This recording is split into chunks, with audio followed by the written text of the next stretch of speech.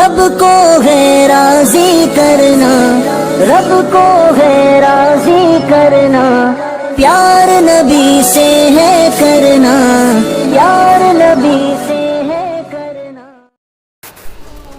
السلام علیکم ورحمۃ اللہ وبرکاتہ۔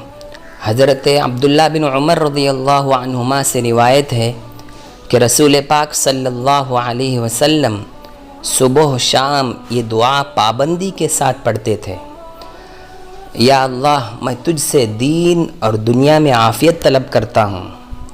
یا اللہ، میں دینی اور دنیاوی کاموں میں اپنے گھر والوں کے سلسلے میں عافیت کا طلبگار ہوں، عافیت مانگتا ہوں۔ میرے عیبوں کی پردہ پوشی فرما، خوف سے امن فرما، میرے آگے پیچھے ہر طرف سے، اوپر نیچے ہر طرف سے میری حفاظت فرما۔ میں تیری عظمت کا اعتراف کرتا ہوں، میں تیری بڑائی کا اعتراف کرتا ہوں، میں تیری کبرائی کو مانتا ہوں، اور مجھے زمین میں دھسے جانے سے مجھے حفاظت فرما۔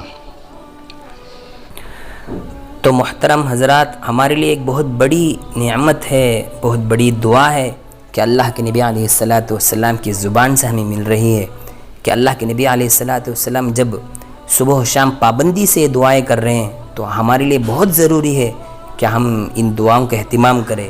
چھوٹی چھوٹی دعائیں ہیں کہ اللہم انی اسألک العافیۃ فی الدنیا والآخرہ، دنیا اور آخرت میں عافیت طلب کرنا۔ اسی طرح عیبوں پر پردہ پوشی کی دعائیں، اسی طرح ہر طرف سے اللہ کی حفاظت مانگنا، یہ سب بہت بڑی بڑی نعمتیں ہیں، بہت بڑی دعائیں ہیں، ان سب کا اہتمام کرنا چاہیے۔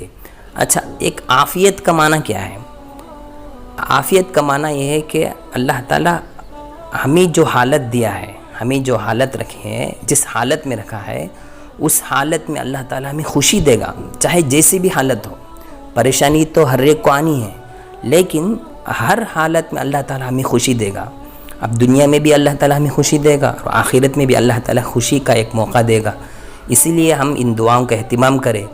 جب اتنے بڑے اللہ کے نبی جو سردار ہیں، ساری دنیا کے تاج ہیں، سرکار دو عالم صلی اللہ علیہ وسلم ان دعاؤں کا اہتمام کرتے ہیں، تو ہم بہت زیادہ مستحق ہیں کہ ہم ان جیسی دعاؤں کا اہتمام کریں۔ تو اللہ تعالیٰ سے دعا ہے کہ اللہ تعالیٰ ہم تمام کو ان دعاؤں کا اہتمام کرنے کی توفیق نصیب فرمائے۔ آمین۔ السلام علیکم ورحمۃ اللہ وبرکاتہ۔